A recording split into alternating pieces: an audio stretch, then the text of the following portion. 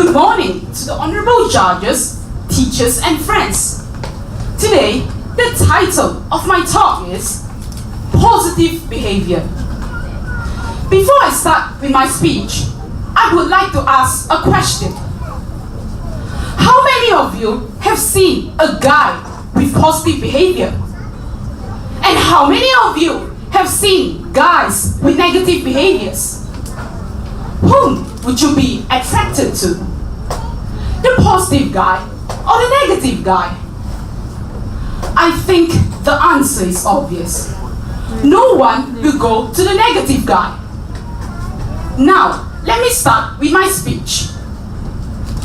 It has been proven that negative behaviors such as hostility has direct and indirect effects on health.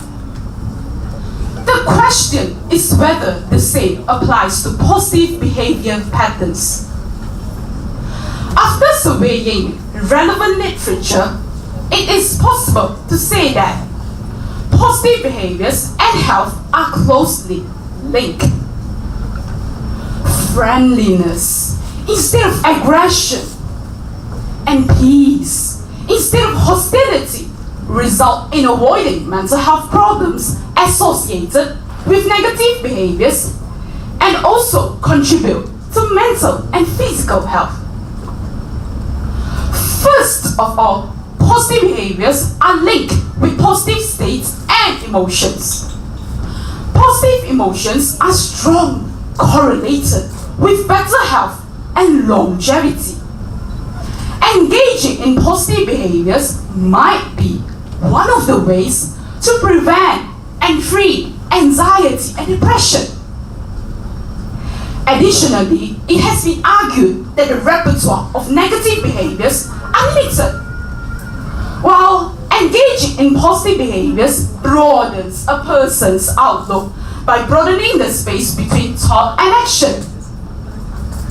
A study of married couples has found that couples in which spouses demonstrate negative behaviors towards each other have a fixed and predictable repertoire of action, while those couples that are characterized by positive behaviors have a wider range of options.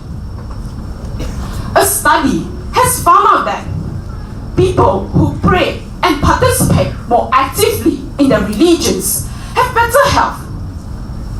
While religious practice itself cannot be evaluated as an example of positive behaviors from an objective point of view, it is very likely to be associated with such positive behaviors as community involvement and charity. Moreover, positive behaviors help people to develop and sustain extensive social relationships. These relationships serve as a source of emotional support during crisis and inner conflicts. As a result, crises and inner conflicts are solved easier. People who exhibit negative behaviors such as hostility are more likely to face social isolation. In fact, mental health practitioners have developed a guideline for people that ought to be followed to avoid mental health problems. It includes a comprehensive list of activities people should engage in if they're desirous of avoiding mental health problems, such as depression. Some of the activities in the list are social interaction, spending time in nature, engaging in creative activities, and being physically active. There is a growing body of literature arguing that invoking amusement and laughter combat stress and illness.